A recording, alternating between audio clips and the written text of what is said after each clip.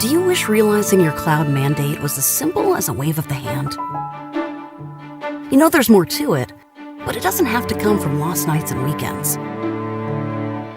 It comes from an IT partner with a proven track record of helping businesses make the impossible possible. So you can spot the extraordinary in everything.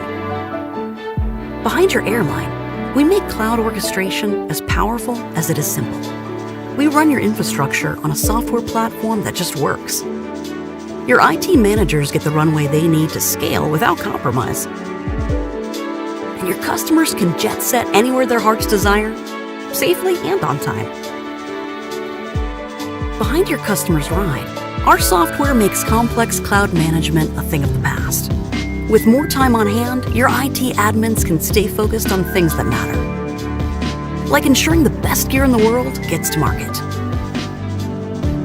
Behind your bank, there's a future-proof cloud platform that allows you to seamlessly move apps and workloads between clouds, freeing your developers to build secure, innovative apps that your customers can bank on.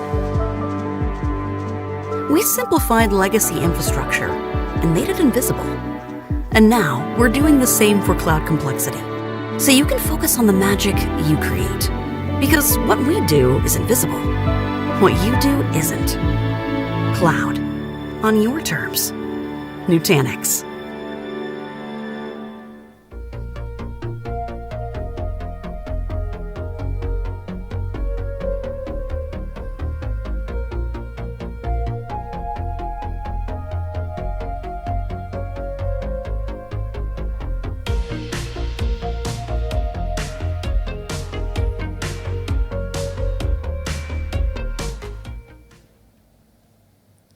Halo, selamat siang semua. Halo, apa kabar? Sehat-sehat semua ya?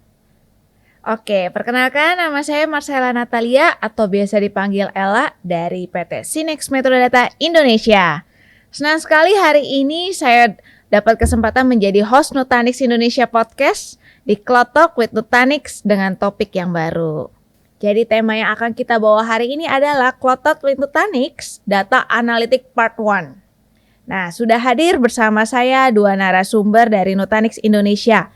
Yang pertama, Mas Om Petrus Kristiatmojo, Partner Technical Consultant dari Nutanix Indonesia, dan juga Mas Solomo Sutarduga dari Senior Technical Consultant Nutanix Indonesia. Apa kabar nih Mas Duga, Om Pet? Baik, pagi semuanya. Selamat pagi Bapak Ibu. Jadi hari ini sesuai dengan tema kita ya, data analitik. Jadi kita akan banyak membahas kegunaan dan manfaat dari data analitik itu sendiri. Jadi kalau kita lihat di era transformasi saat ini khususnya dalam bidang teknologi ya, tentunya kita nggak asing lagi dengan kata data analitik. Jadi bahkan saat ini itu banyak kursus yang menawarkan untuk mengenalkan data analitik. Jadi pada kesempatan kali ini kita akan memahami ya, Om Pet, Mas Duga, sebenarnya apa itu data analitik sendiri, manfaatnya, kegunaannya, implikasinya atau jenis-jenisnya lah ya untuk data analitik itu sendiri pada kalau kita bilang untuk bisnis lah ya, pada perusahaan atau bisnis gitu. Nah, oke, kita nggak usah berlama-lama lagi, saya langsung mulai aja nih dari Om Pet ya. Untuk pertanyaan pertama. Nah, boleh dijelasin nggak sih pengertian dari data analitik dan manfaatnya itu seperti apa ya, Om Pet? Oke, thank you pertanyaannya. Jadi kalau misalnya kita mendengar data analitik gitu ya, atau data science, itu sebenarnya dari domain yang sama ya. Intinya adalah bagaimana kita bisa memanfaatkan data yang biasanya perusahaan miliki gitu ya. Saat ini kan data itu sebagai new gold gitu ya. Nah itu bagaimana dengan existing data yang ada kita bisa menciptakan peluang-peluang baru. Ya intinya seperti itu. Jadi biasanya proses yang digunakan itu menggunakan algoritma statistik, machine learning, bahkan AI juga bisa kita manfaatkan juga di situ ya. Jadi intinya adalah kita mengumpulkan semua data yang kita miliki dalam suatu data lake gitu atau data warehouse ya.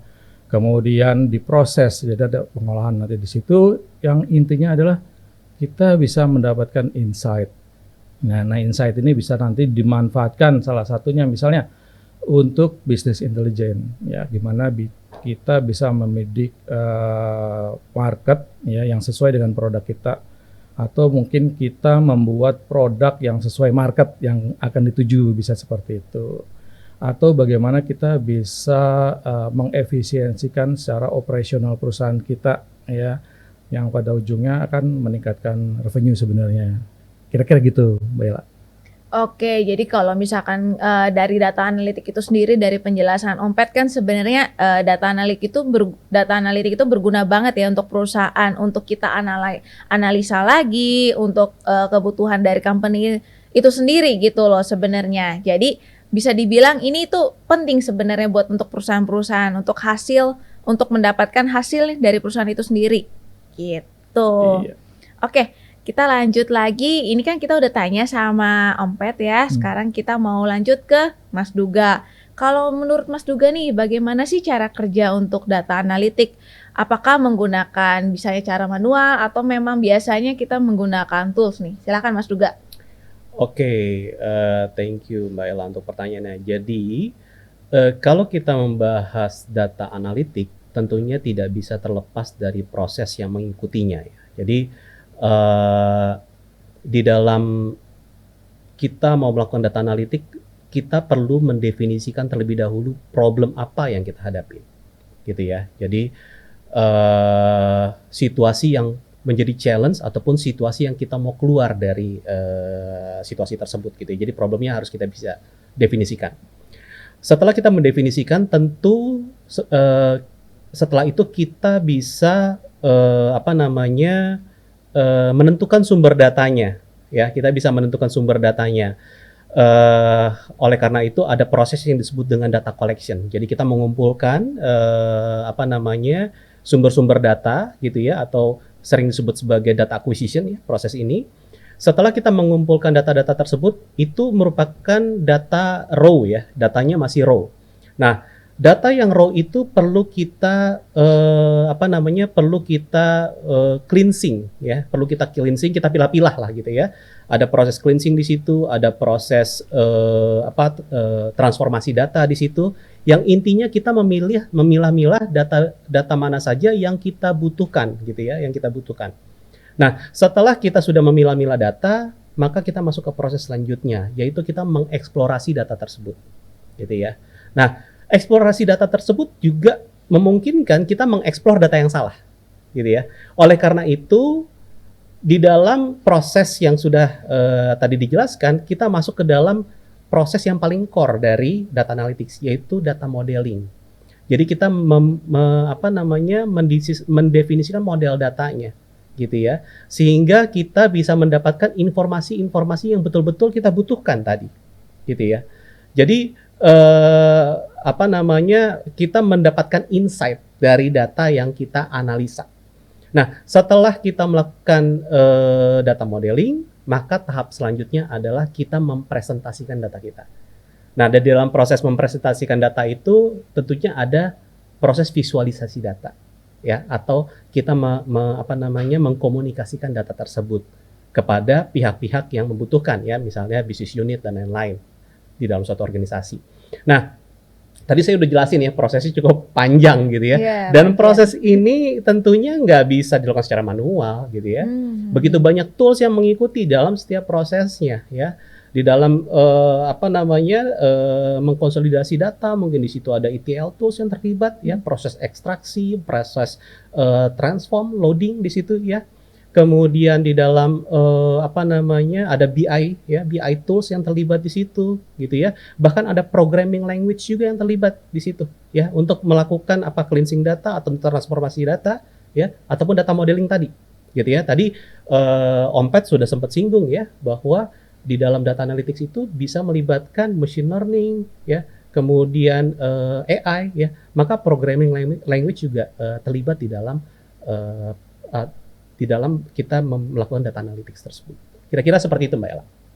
Oke, mungkin dari Om Pet ada yang mau ditambahin atau gimana gitu dari Mas Duga nih? Oke, ya, jadi sebenarnya tadi prosesnya memang sudah dijelaskan ya. Biasanya setelah modelingnya jadi itu ya, dan itu selanjutnya adalah bagaimana kita mengotomatisasi ya, sehingga kita bisa mendapatkan insight itu secara real time.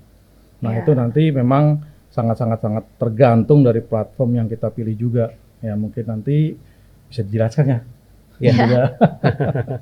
Oke, jadi kalau misalkan penjelasan singkat nih ya dari Mas Duga dan Om Pet, jadi data analitik itu sendiri sebenarnya tahapannya tuh panjang ya. Kalau kita dengar dari awal, dari data collection, habis itu diolah sampai tahap terakhir, akhirnya sampai udah bisa dipergunakan ya. Kalau dari Om Pet dan Mas Duga ini maksudnya udah di remodeling supaya bisa menghasilkan data yang real time untuk perusahaan. Jadi ya balik lagi ini kegunaannya untuk company-company lagi, untuk perusahaan Bapak dan Ibu sekalian. Jadi kan kita semua tahu ya bahwa saat ini setiap organisasi itu dituntut untuk bisa beradaptasi atau berinovasi dengan jauh lebih baik dan kompetitif, agile dengan memanfaatkan teknologi baru. Bahkan dengan penggunaan konsep data analitik yang tepat dapat membantu perkembangan perusahaan. Jadi saat ini mengapa sih orang itu mulai aware dengan data analitik? Mungkin silakan Mas Duga. Ya, kembali ya Mbak Ella. Jadi kalau kita bicara tadi di awal, saya sempat singgung prosesnya mendefinisikan problem, Ya. gitu kan. Nah, sebetulnya terkait kenapa organisasi mulai aware untuk melakukan data analitik, sebetulnya ada dua hal yang bisa kita kelompokkan. Yang pertama adalah situasi existing, situasi saat ini, di mana sebuah organisasi ingin menganalisa data-data yang ada saat ini gitu. Jadi problem yang mereka hadapi saat ini gitu ya. Jadi ini yang disebut dengan description analytics ataupun diagnosis analytics sebetulnya. Nah, selain situasi yang existing ya, kita juga menggunakan data analytics untuk melakukan forecasting ya. Hal-hal yang mungkin terjadi di kemudian hari. Nah, ini yang disebut dengan prediction analytics. Nah, forecasting tidak hanya berbicara tentang kemungkinan-kemungkinan atau hal-hal yang mungkin terjadi, tapi juga penanganannya. Makanya ada prescription analytics. Nah, tadi di awal saya sudah sebutkan begitu banyak tools dan proses yang terjadi gitu ya. Nah, namun saya ingin juga membawa pembicaraan ini bahwa sebuah organisasi perlu aware terhadap data analytics. Mereka perlu mengetahui kebutuhan mereka yang ada saat ini itu seperti apa. Ya, karena kalau kita bicara data analytics itu ada dua macam sekarang. Jadi mengalami perubahan juga. Ya, ada yang sifatnya batch gitu ya, yang artinya prosesnya itu sequence gitu ya. Ada yang real time. Nah, ini juga menyesuaikan dengan situasi dari perusahaan tersebut. Dan tools-tools yang saya sebutkan tadi itu juga mengikuti gitu ya. Tools-tools yang ada di real time analytics itu bisa dikatakan beberapa berbeda dengan di batch processing gitu ya. Kayak di real time analytics, ketika misalnya kita mau menganalisa data gitu ya, kita menggunakan misalnya seperti message broker gitu ya. Di situ ada proses change data capture ya, yang secara real time yang data tersebut ketika ditulis ke dalam production kita itu langsung bisa ditransfer ke data warehouse kita untuk bisa dilakukan analisa seperti itu. Jadi kira-kira seperti itu Mbak Ella penjelasannya. Oke, thank you Mas Duga. Jadi kalau dengar dari penjelasan Mas Duga ini kita tuh jadi aware ya, dan maksudnya data analitik itu berguna banget dan penanganannya itu yang tepat maka dapat menghasilkan penyelesaian yang masalahnya pula gitu. Jadi berguna dari prediknya, dari penanganannya, dari data analitik itu, dengan itu kita bisa mendefine ya caranya gimana gitu kelola datanya. Oke, saya mau tanya kembali nih ke Om Pet. Jadi menurut Om Pet, apakah dengan proses yang ada bagaimana sih dampak security-nya bagi perusahaan? Ya, thank you. Jadi melanjutkan yang tadi ya. Jadi itu sangat tergantung dengan platform yang kita pilih gitu ya. Memang rekomendasi dari awal kita sudah memperhatikan sisi keamanan data itu sendiri ya, confidentiality-nya juga ya, kemudian accessibility-nya juga gitu. Jadi siapa yang mengakses data itu ya, jangan sampai platform tersebut ya mengalami kebocoran data. yang tentunya sangat mengganggu dari brand perusahaan tersebut ya. Jadi pemilihan platform ini memang sangat-sangat penting. Jadi kita pada saat ini tersedia gitu yang hybrid modelnya, baik on premise dan public cloud juga ada gitu ya.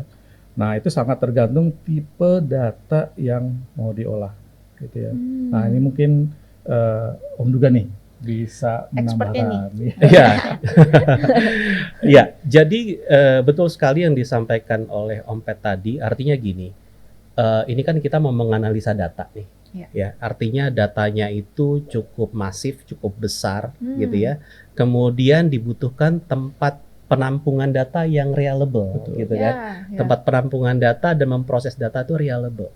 Nah, tadi juga sebetulnya sudah disinggung ya, bagaimana data itu disimpan, itu harus ada aspek security-nya gitu ya.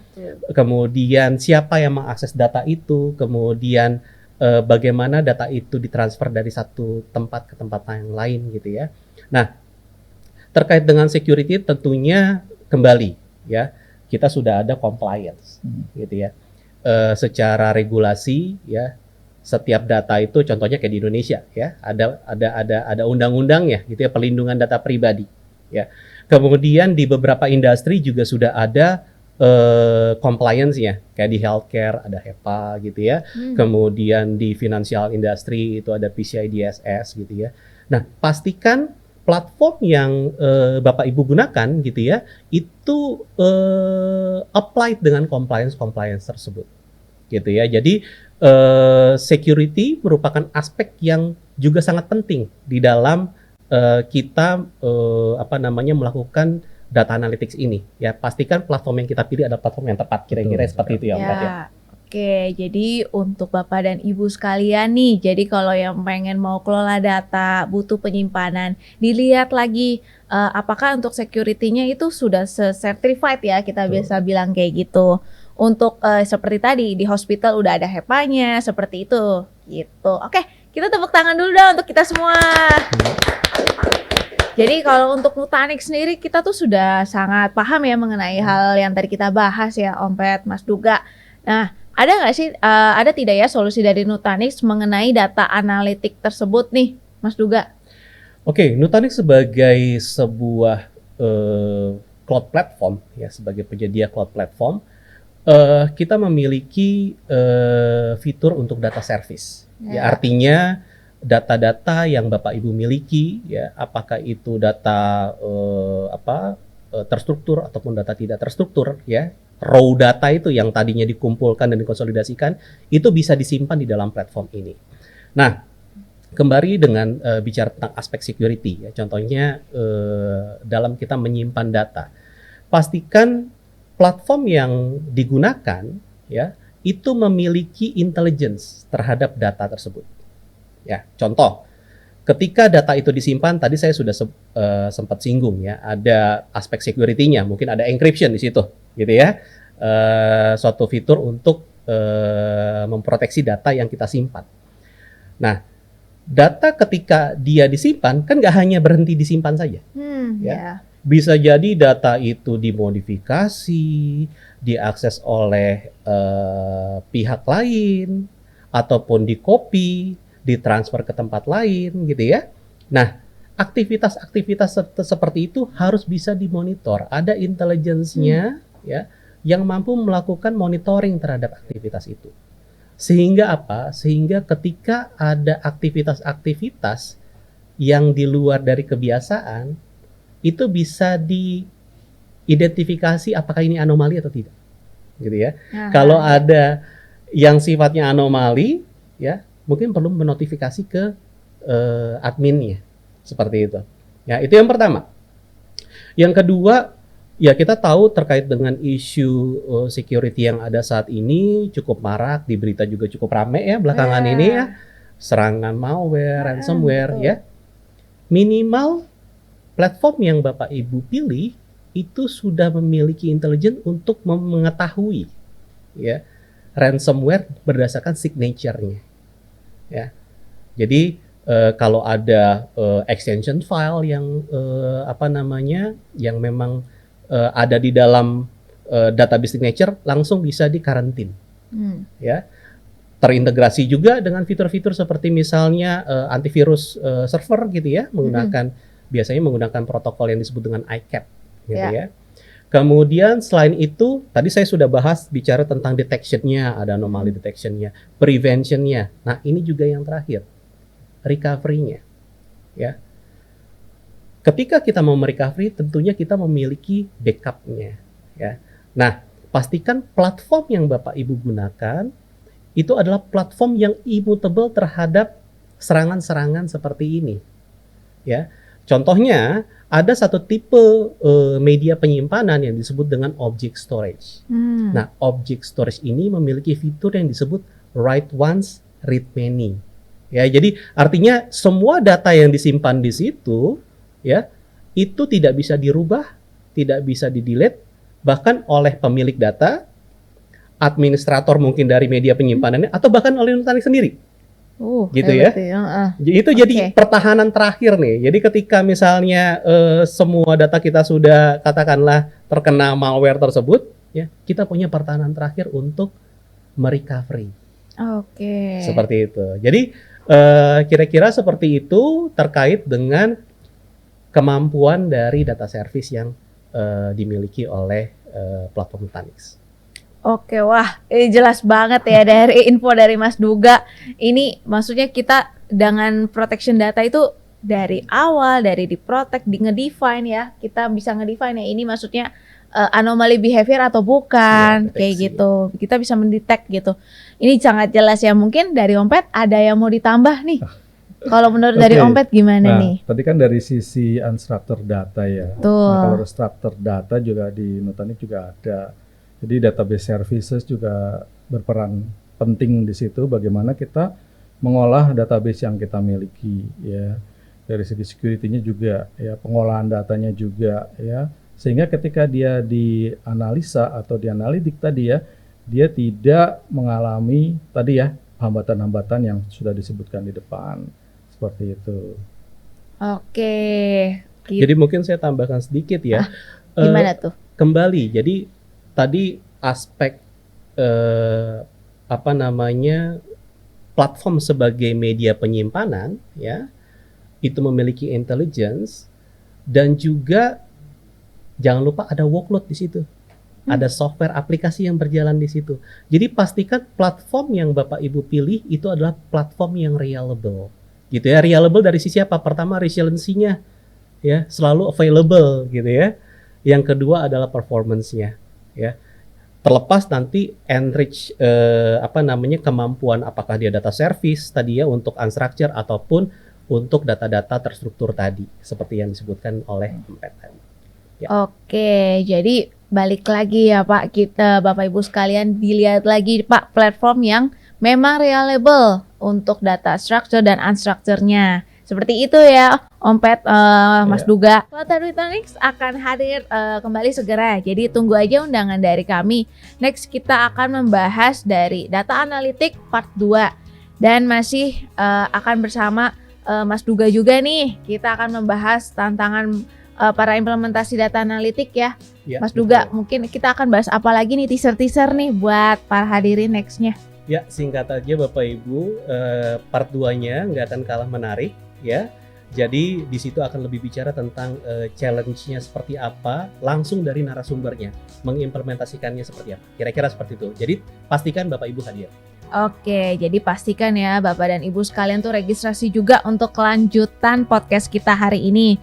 Jadi sekian, kita tutup dulu nih Cloud Talk with Nutanix hari ini. Saya Ella undur diri dan terima kasih untuk semua. Sehat selalu. Bye.